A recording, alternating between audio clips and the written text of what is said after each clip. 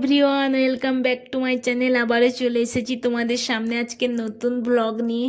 আর আজকের এসেছি ইকো পার্কে। তো চলো ইকো পার্কের ভিডিও তোমাদের সঙ্গে আজকে শেয়ার করি। তো তোমরা কলকাতার ইকো পার্ক দেখেছো, আজকে দেখাবো হলদিয়ার ইকো পার্কটা কেমন। এই পার্কটা হয়তো একটু ছোট কিন্তু খুব সুন্দর। তোমাদের আজকে সেই পার্কটাই ঘুরে দেখাবো। আর আমার হলদিয়াতে আমাদের বাড়ি, তাই এসেছি। তো চলো যাওয়া যাক। হ্যালো গাইস, আজকে চলে এসেছিলাম আমরা ইকো পার্কে ঘুরতে।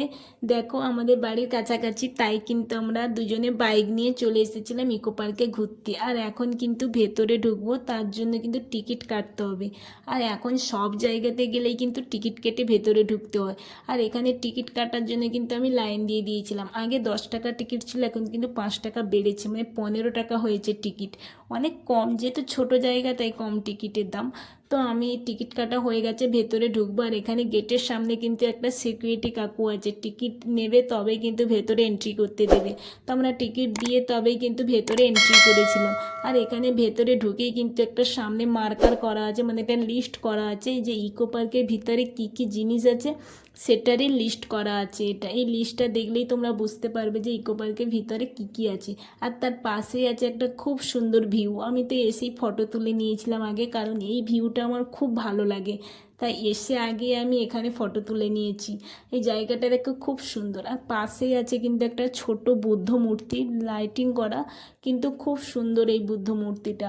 আর পাশে একটা ব্রিজ আছে, এই ব্রিজটা দেখো আগে লাইটিং করা ছিল। এখানে আগে এসে কিন্তু অনেক ভিডিও করেছিলাম, কিন্তু এখন লাইট খুলে দিয়েছে তাই ব্রিজটা কিন্তু অন্ধকার। তাই ব্রিজের ওপর দিয়ে কেউ যাওয়া আসা করছে না। তো ব্রিজটা কেন অন্ধকার জানি না। তো এখানে দেখো অনেক বোটও আছে, সবাই কিন্তু বোট চড়ছে। আমি কিন্তু এর আগে অনেকবার এসেছি, কিন্তু কোনোদিন আমি কিন্তু বোট চড়ি না। আর তো পরে একদিন চড়বো আমি বোট। তো আর এই দিকে দেখো সুইমিং পুলও আছে। জায়গাটা দেখো খুব সুন্দর লাগছে, জাস্ট অসাধারণ লাগছে পুরো জায়গাটা। আর এখানে দিনের বেলা এলে কিন্তু ভালো লাগবে না, কারণ এখানে জায়গাটা তো সন্ধেবেলায় দেখতে সুন্দর, কারণ এখানের জায়গাটা পুরোটাই কিন্তু লাইটিং করা। আর এখানে লাইটিংয়ের জন্য এই জায়গাটা সুন্দর লাগে। তাই এখানে সন্ধেবেলায় এলে এখানে নাইট ভিউটা দেখা যায়, কারণ এখানে লাইটিং করা থাকে। তো সন্ধেবেলায়, দিনের বেলায় এলে তার লাইটিং দেখা যাবে না, তাই সন্ধেবেলায় এলেই কিন্তু পুরো লাইটিংটা দেখা যাবে। আর জাস্ট অসাধারণ লাগে জায়গাটা। তো যেহেতু আমাদের বাড়ির কাছাকাছি এটাই একমাত্র বেস্ট জায়গা, তাই কিন্তু আমরা মাঝে মধ্যেই চলে আসি এখানে ঘুরতে। আর এই দেখো ঘুরতে এসেছি, আর এই দেখো মহাদেব সামনে। এখান থেকে ছোট লাগছে, কিন্তু ওই পারে গেলে খুব বড় লাগে মহাদেবের মূর্তিটা।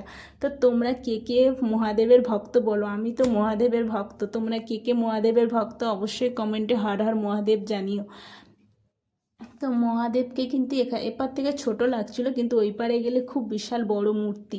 আর এই দেখো সব কাপেলরা কিন্তু দেখো বোট চড়ছে এখানে। এখানে দেখো খুব সুন্দর জায়গাটা, পুরোটা লাইটিং করা। আর এখানে ফটো তোলার জন্য কিন্তু খুব সুন্দর সুন্দর জায়গা আছে, এখানে এসে ফটো তুলতে পারো। আর তো এখানে এসে তোমাদের দাদা ভাইয়ের আমি অনেক ফটো তুলে দিয়েছিলাম, অনেক পোজ দিয়ে ফটো তুলেছিল এইখানে।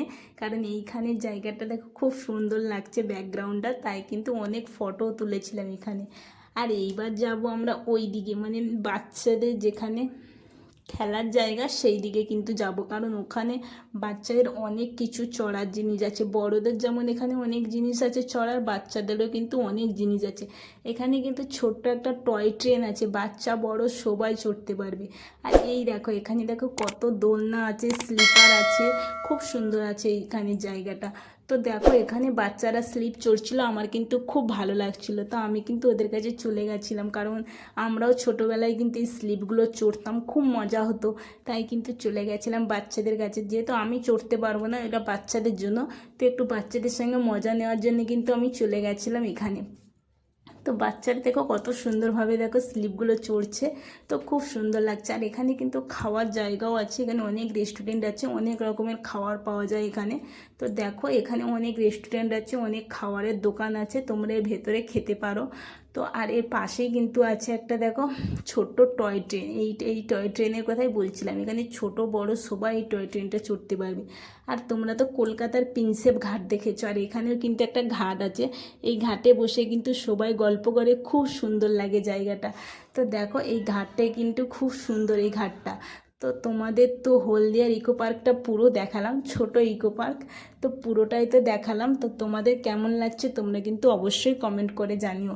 আর তোমরা কিন্তু অবশ্যই আমার চ্যানেলটা সাবস্ক্রাইব করো, তবে আর পাশে থাকা বেল আইকনটা অন করো, তবেই কিন্তু আমি কোনো নতুন নতুন ভিডিও পোস্ট করলে তোমাদের কাছে আগেই নোটিফিকেশান যাবে। তো আমার চ্যানেলটা অবশ্যই তোমরা সাবস্ক্রাইব করো, তবেই কিন্তু নতুন নতুন ভিডিও দেখতে পাবে। তো আমি চেষ্টা করব তোমাদের কাছে আরও নতুন নতুন ভিডিও আনার জন্য। তো আমাদের এখন ঘোরা হয়ে গেছে, আমরা বাড়ি চলে যাব। তো চলো টাটা, আবার দেখা হবে তোমাদের সঙ্গে নেক্সট ভিডিও।